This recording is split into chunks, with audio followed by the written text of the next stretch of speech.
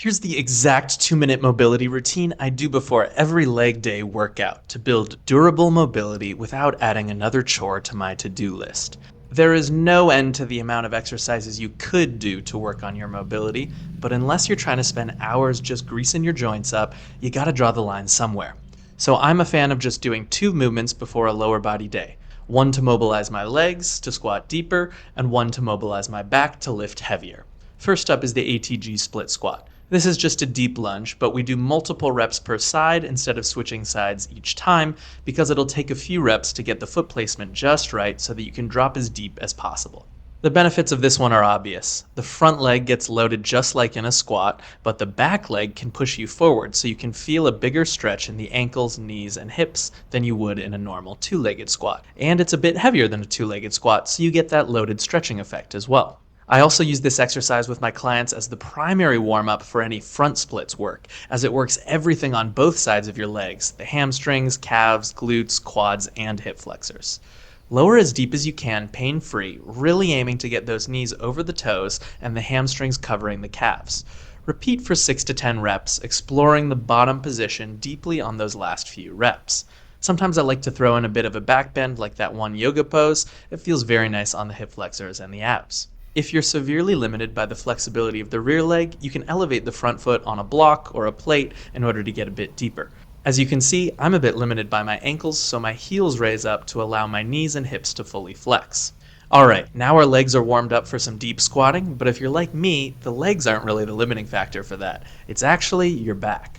So, to get my back ready to move well and drive force from my legs through the bar, I like the one and only Jefferson curl. I'll put a disclaimer in here. Under no circumstances should you start heavy or progress quickly on this movement.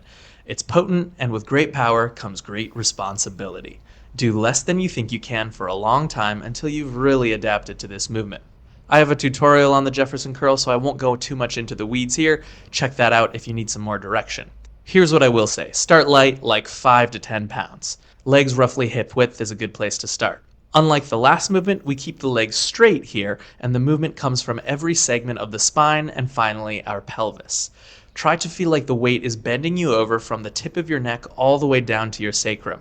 Relax at the bottom and spend some time on the last few reps getting to know the bottom position and feeling a nice stretch. I go more like 4 to 6 reps on these because it's more complicated and each rep takes longer, and so it's more tiring. Once you're stronger, you can load this up with a barbell using the Zercher hold, but for most of you, that's many months away.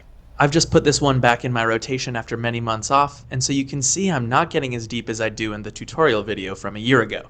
If you take this cautiously, the back mobility rewards are really unparalleled in my opinion.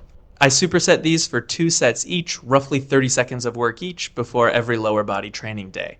Progress these as you're able while keeping well shy of failure because we're using them to prepare for a serious effort, not to replace it.